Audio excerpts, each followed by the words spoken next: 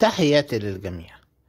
برشلونة النهاردة قدر انه ينتصر للمباراة التانية على التوالي، مباراة صعبة جدا امام اتلتيك بلباو في ملعب مونتجويك اللي هو معقل برشلونة لغاية لما يتم انتهاء من عمليات تطوير ملعب الكامب نو.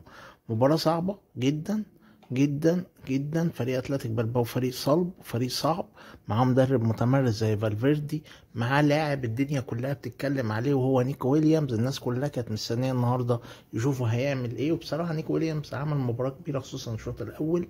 لكن برضو برشلونه عمل مباراه كبيره، مباراه مميزه، وبدأ فليك ان هو تشعر باللمسه بقى. يعني ايه برشلونه يكسب فالنسيا ويكسب اتلتيك بلباو في ظروف صعبه جدا، في ظل غياب جافي، في ظل غياب رحيل كوندوجان، في ظل الاصابات الكتيره اللي ضربت الفريق اراخو وكريستنسن، في ظل ما فيش صفقات كبرى اتعملت.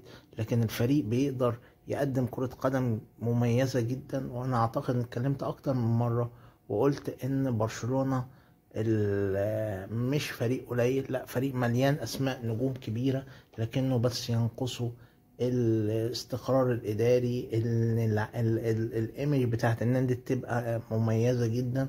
عشان كده النهارده برشلونة برغم المشاكل لكنه قدر انه يكسب فريق بلباو. نيكو ويليامز عمل مباراة كبيرة بصراحة، لاعب تقيل قوي، حريف قوي، موهوب جدا، لاعب يصنع الفارق، لاعب يقدر يشيل الفرقة اللي معاه.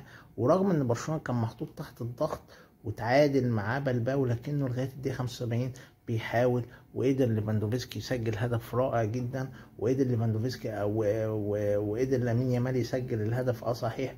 يراي الفاريز ساعده، لكن في النهاية لا، برشلونة عمل مباراة كبيرة. برنال يمكن كوبارسي بصراحة أنا حاسس ليه متوتر، أو الضغوط الكبيرة عليه، التطلعات كانت كبيرة عليه قوي. بس هو شفناه غلط أكتر من غلطة في الأولمبياد. النهاردة برضو متوتر شوية، لازم فيليك بقى يشتغل عليها. ده لاعب لازم، ده لسه بيتطور، لسه بيعرف يعني ايه كرة قدم، فالضغوط اللي عليه كبيرة، لكنه موهوب يعني. كوندي عمل مباراة ممتازة برغم الضغط اللي كان عامله عليه نيكو ويليامز طول المباراة، لكنه قدم مباراة مقبولة جدا. بدري عمل مباراة كويسة. ليفاندوفسكي بصراحة تشعر انه استعاد اللمسة الخطيرة بتاعته. فبرشلونة قدر ان هو يطلع مطب صعب. برشلونة عنده ماتشين المفترض على الورق مش صعبين، يعني رايو فايكانو وبلد الوليد، ماتشين يوم الثلاث والسبت. فمباراتين لو فيليك قدر انه يكسب فهو كده بيثبت نفسه، بيدي ثقة اكتر للعيبة، بيحاول ان هو يعرف الجمهور ان احنا قادرين لا نكسب، ما تصدقوش الاعلام. الهدوء يسود النادي، اللعيبة تاخد ثقتها بنفسها.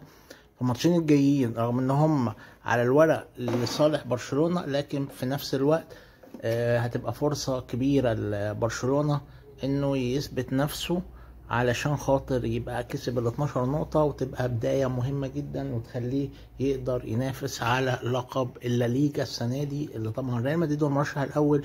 لكن تعادل ريال مدريد ضد مايوركا وفوز برشلونة الماتشين الأولانيين خلى لا الناس ترجع تقول لا برشلونة يقدر ينافس ريال مدريد السنة دي.